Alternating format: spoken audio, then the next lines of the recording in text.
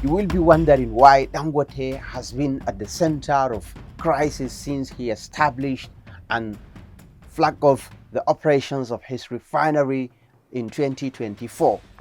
Well, there are 5 big issues at stake now. These reasons could be why oil mafias are hunting Dangote. They want to bring him down. Why did he sack more than 800 staff, allegedly? What's happening? How would it also affect you? We seek to find out in the next few minutes. Hello guys, and thank you for joining us on this latest edition of The Context. I'm Ibrahim Ismail. On the show today, we beam our searchlight on the leadership crisis and industry tussle that is brewing at the Dangote Refinery in Lagos, Nigeria, the largest African oil refinery. In the past couple of days, we have seen how crisis is brewing between Dangote Refinery and leadership of Pengassan, who allegedly said that Dangote sacked over 800 workers who are Nigerians and replaced them with foreigners, allegedly Indians, to take over the operations of the refinery. But Dangote Refinery was swift in its response to say that those staff that were sacked were allegedly involved in sabotaging the operations of the refinery, citing safety concerns. Well, in a swift turn of events, Pengassan has now called for cuts in supply of fuel and crude oil to the Dangote refinery in a move seen by others as a retaliation regarding the recent sacking of allegedly 800 staff by the Dangote refinery. You will be wondering why Dangote has been at the center of crisis since he established and flagged off the operations of his refinery in 2024. Well, there are 5 big issues at stake now. These reasons could be why oil mafias are hunting Dangote. They want to bring him down. Well, these 5 issues are very critical to understanding the oil dynamics in Nigeria. Point number 1 is the establishment of the oil refinery by Dangote. Doing so, some oil mafias believe that Dangote is trying to establish a monopoly business in Nigerian oil and gas sector.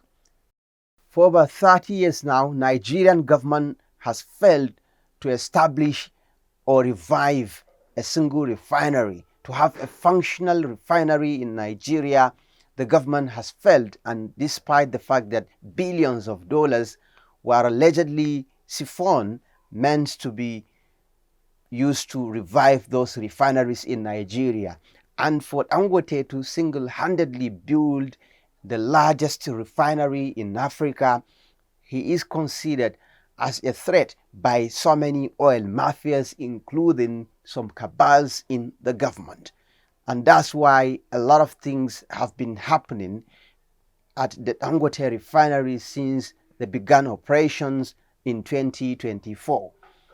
This is point number 1, and this is why Dangote refinery is always battling one fight and the other, fighting one mafia or the other because of this issue. A lot of the oil mafias believe that Dangote refinery is a threat to them because through the fuel subsidy in Nigeria, a lot of money meant for development of the nation have been taken over, have been siphoned, have been allegedly diverted. Now the EFCC is investigating how billions of dollars were squandered, were laundered, meant to revive Nigeria's refineries, which are not working right now.